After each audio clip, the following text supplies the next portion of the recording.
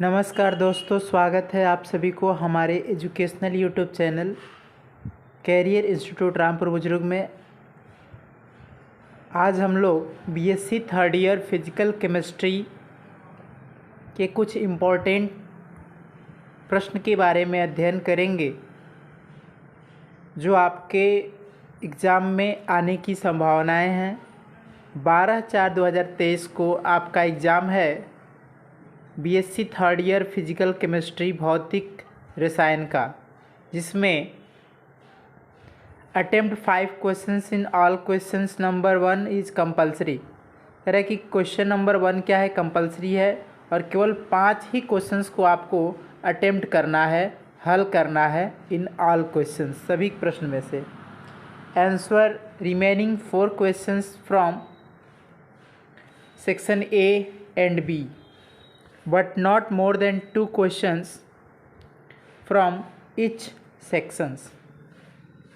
कह रहा है कि सेक्शन ए में 4 क्वेश्चंस दिया हुआ है, जिसमें से ओनली 2 क्वेश्चंस को सॉल्व करना होता है।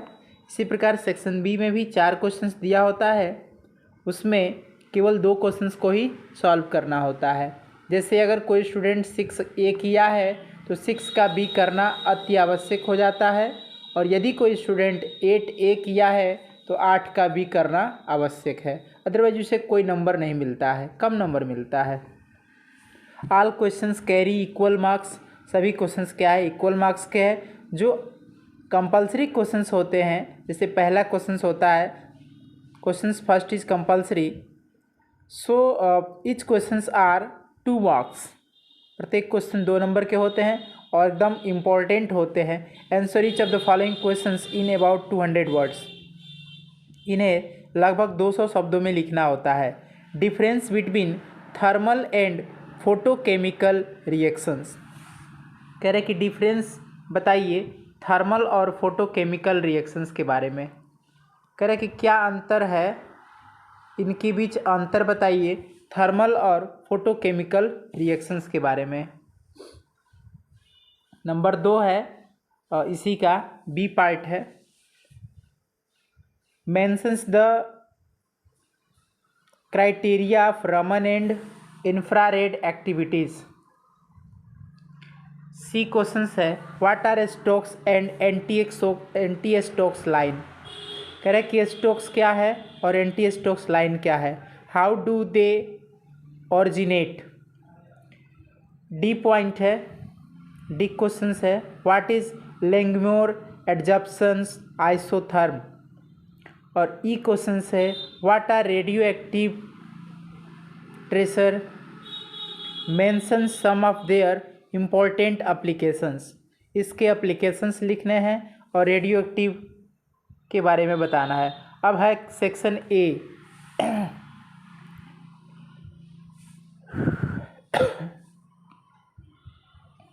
सेक्शन ए क्वेश्चंस है, देखिए ध्यान से। कह रहे कि attempt any 2 questions from this sections in about 1000 words each. कह रहे कि प्रत्येक क्वेश्चंस को आपको 1000 शब्दों में लिखना है। Derive Schrodinger wave equations for hydrogen atom in the form del2 psi plus 8 pi square mu upon h square e plus e square upon r psi equal to 0। ये क्वेश्चंस इंपॉर्टेंट क्वेश्चन है, 2017 में पूछा जा चुका है। इस questions को हम डेरिवेशंस करके और इस वीडियो के नेक्स्ट पार्ट में हम अभी अपलोड करेंगे। ओके, करें कि where mu is the reduce mass of hydrogen atom. Mu क्या है, हाइड्रोजन परमाणु के लिए रेड्यूस मास है।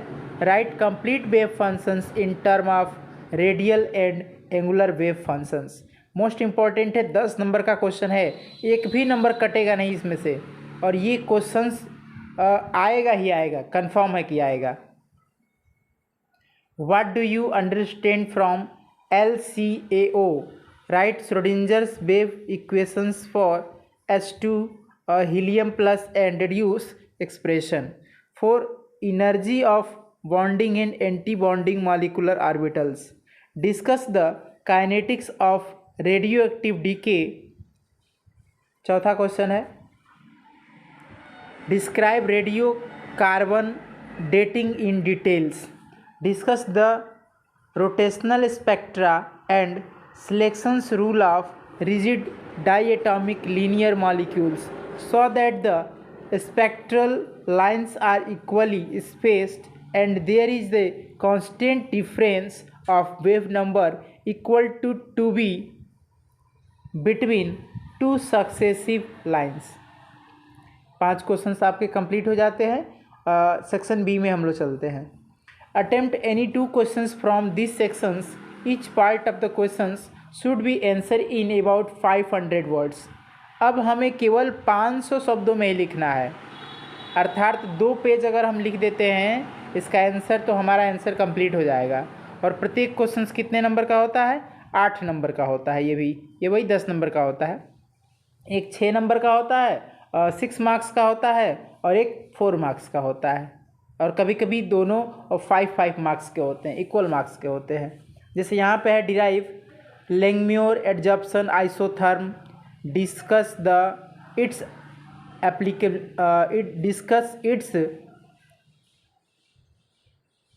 applicability under the conditions of low pressures, high pressure, intermediate pressure, कम दाब पर, उच्च दाब पर और माध्यमिक स्तर पर।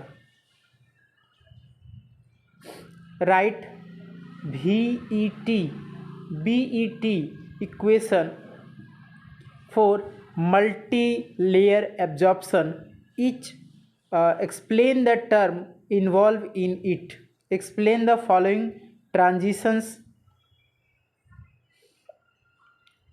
पहला,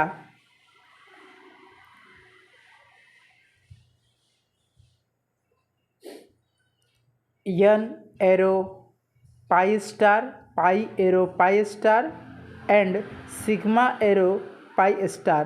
How is the positions of lambda max affected by the polarity of solvent and conjugate chromophoric groups? Explain the importance of group frequency region.